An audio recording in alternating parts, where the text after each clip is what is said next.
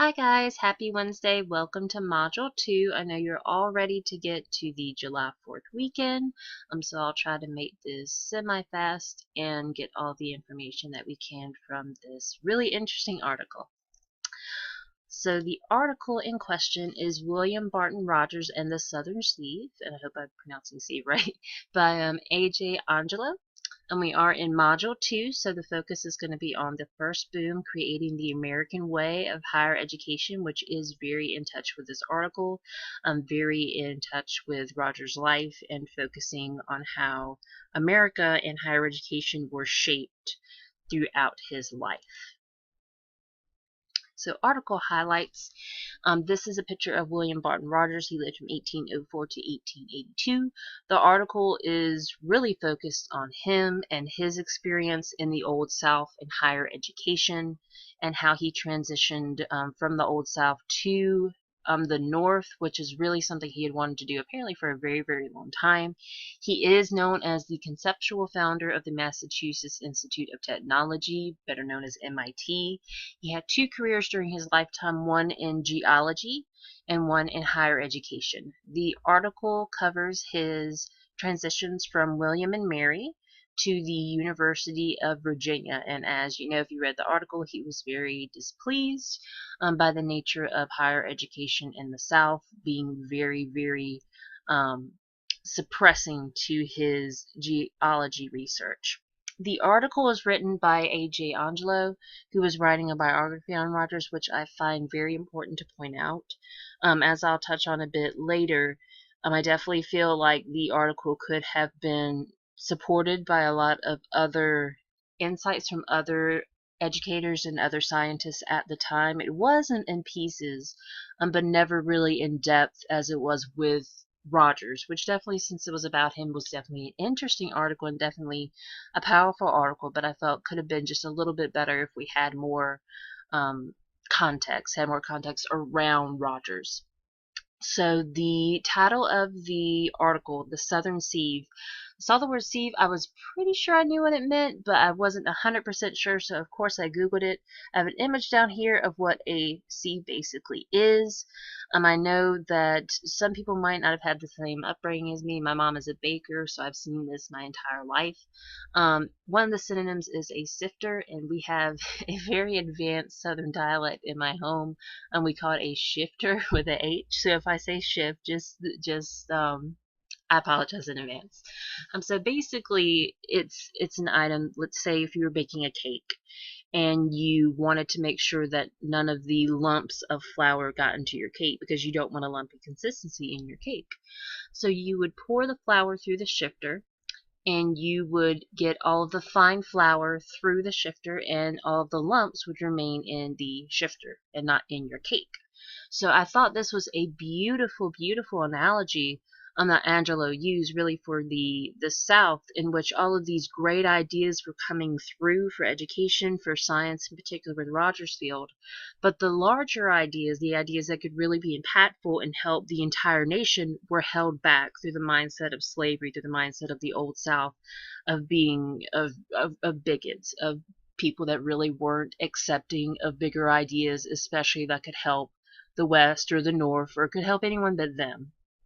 So I thought that it was a very, very beautiful analogy, but one that wasn't really addressed. They do mention the idea of Southern Sieve, which is particular to this article, by the way. It was one constructed by Angelo, I assume, but just used for this article. But it was never really given an imagery like this that I really would have appreciated and enjoyed, because like I said, I've seen this image my entire life, just didn't know what it was compared to a shifter.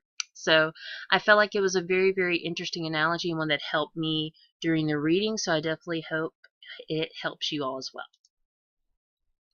So the key concepts that I pulled from the article, it was very, very heavy into Rogers' life, but it also touched on his relation to higher education and how the times and how his perception of the violence and what he calls illiberality really impacted that. The violence, they did note that Southerns were more likely to attack a person, while Northern mobs were more likely to attack the person's property, which I found a very interesting difference.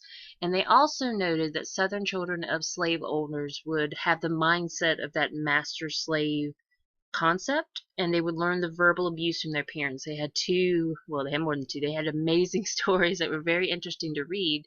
One about whispering, and one about a student who rode a horse through campus building.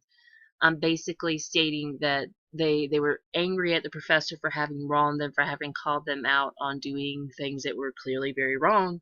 Um, the one with whispering, I believe, boxed Roger's father in the head, and the second one with the horse on campus, I believe it was Rogers himself, ran after him with a gun. So it was very serious. It was these, again, children of slave owners who were taught that mindset, and who were taught that you retaliate in this way if you feel that you have been wronged. And this goes into the idea of illiberality, which Rogers touches on very, very often in his article, especially in later years at the University of Virginia when he is dealing with his study in geology and trying to really push that forward.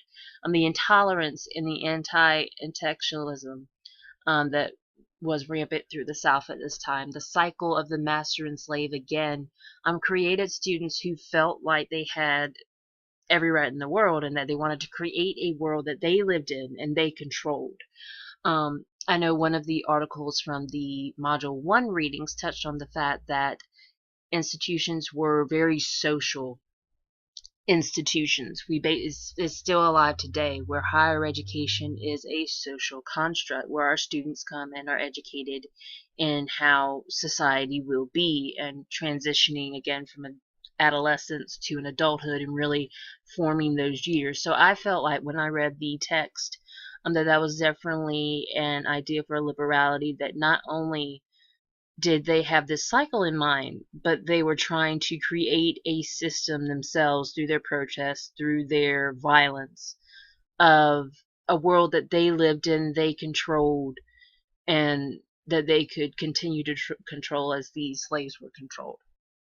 The second really big concept that ran throughout was that slavery was not just inhumane, it also limited growth for everyone, including the sciences.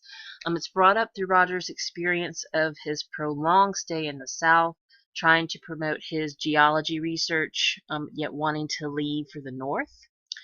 Basically, the fact that the Southern educators and the Southern administration were just as suppressive as the students were to growth. They didn't want to hear of any big ideas, again, with the Sieve, with the big ideas getting through. They wanted to hear ideas that would help them. They were very against anything that could even be construed as helping the North, as helping the West. They wanted it to help the South, and if it didn't, they didn't want to hear about it.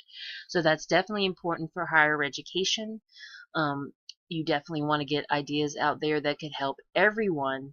And so the idea that they were stifling this and trying to create images, again, that really supported themselves, the slave owner mindset, it was just a very vicious cycle that ran throughout the article, ran throughout Roger's stay in the South, and was especially important for our discussion. So the limitations that I found in the article, I found a few. The violence and illiberality.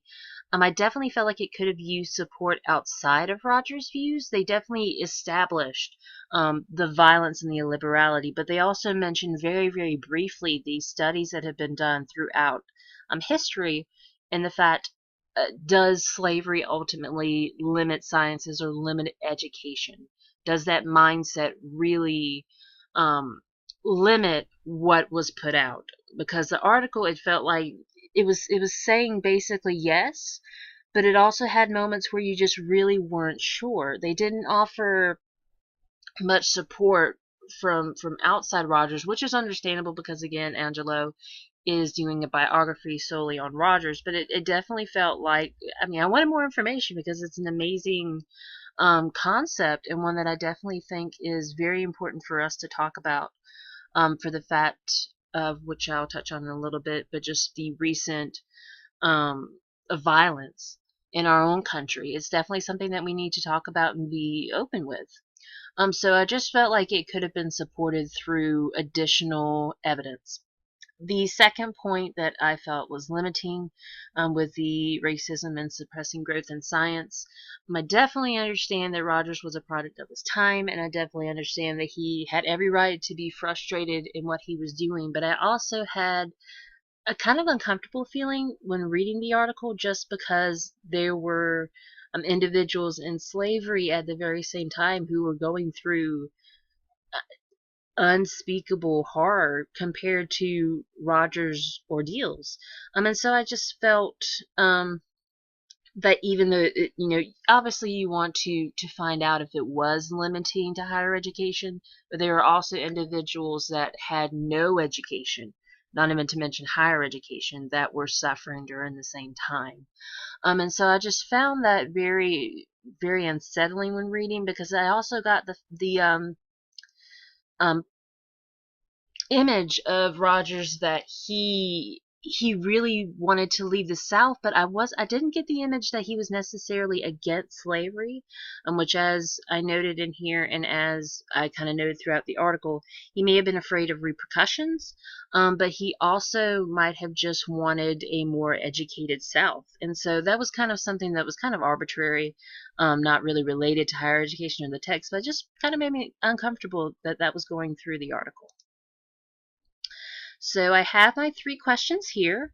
I also have an image of the Massachusetts Institute of Technology. I thought this was a very great image because it basically displays the kind of like the architecture of Greek culture, like the Grecian style, with the higher education. So I thought it was perfect for our history. And the questions rather, how do recent violence and social media focus on racial discrimination and how they affect higher education? What connections, if any, can be made between the violence that the students inflicted upon professors in the article?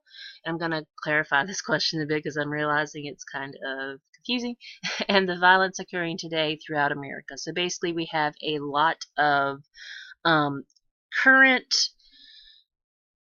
violence in America related to racial discrimination and racism in general. How do you feel that this affects higher education today?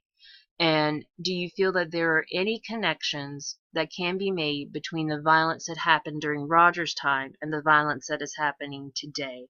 Is there any connections with higher education? What does it do to our students to be introduced to this mindset of all this violence, of all this social media? Because I think that was a very important concept. I know Angelo noted that he really had to research and research to find this material, versus today with social media where you have all this instant information. You don't have to research really to find out what a person feels. If Rogers was alive today, he might have a Facebook where he posted some of these feelings. Well, not these feelings, 'cause he probably wouldn't have been fired. But but but it's just the idea that we have so much information now. How does that impact? How has that shift impacted students with all of this violence in the media and in life and all the racial discrimination that is sadly still alive today?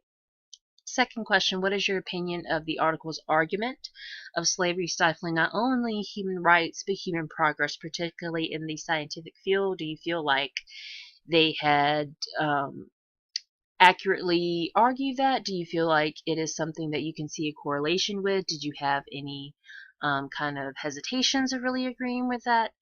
Basically, do you really agree with that concept that slavery stifled those educational and scientific progressions?